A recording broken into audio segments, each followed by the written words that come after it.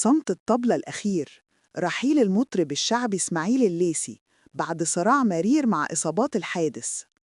خيم الحزن فجأة على الساحة الفنية والشعبية مع إعلان وفاة المطرب الشعبي إسماعيل الليثي اليوم الاثنين، متأثراً بإصابات بالغة تعرض لها في حادث سير مروع على الطريق الصحراوي الشرقي بمحافظة المنيا قبل أيام. لليثي صاحب البصمة المميزة في الأغنية الشعبية لفظ أنفاسه الأخيرة داخل مستشفى ملوي التخصصي بعد صراع دام عدة أيام في غرفة العناية المركزة، حيث نقل إليها في حالة حرجة إثر الحادث اللي وقع فجر يوم الجمعة الماضي أثناء عودته من إحياء حفل زفاف. وقع الحادث تصادماً مروعاً على الطريق الصحراوي الشرقي بالقرب من مركز ملوي، وكان الليثي برفقة عدد من أفراد فرقته الموسيقية، وقد أسفر الحادث عن مصرع 3 أشخاص وإصابة 7 آخرين من بينهم الفنان الراحل.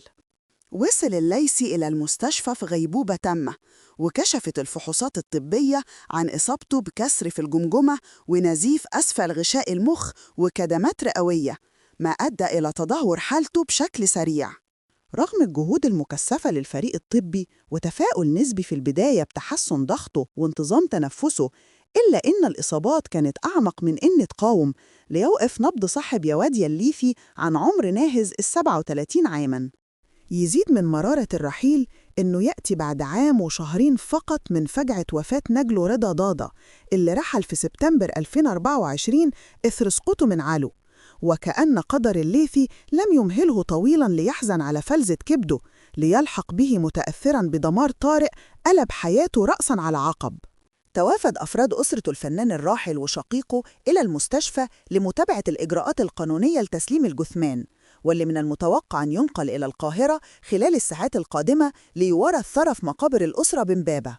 عزائنا للأسرة الفنية ومحبي صوت الليثي الأصيل. تابعنا لتعرف المزيد عن موعد ومكان الجنازة والعزاء. فضلاً لا تنسى الإعجاب بالفيديو والاشتراك بالقناة ليصلك كل جديد.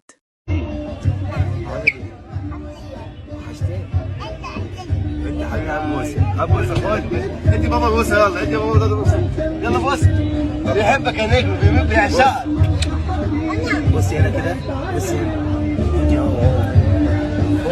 هنا.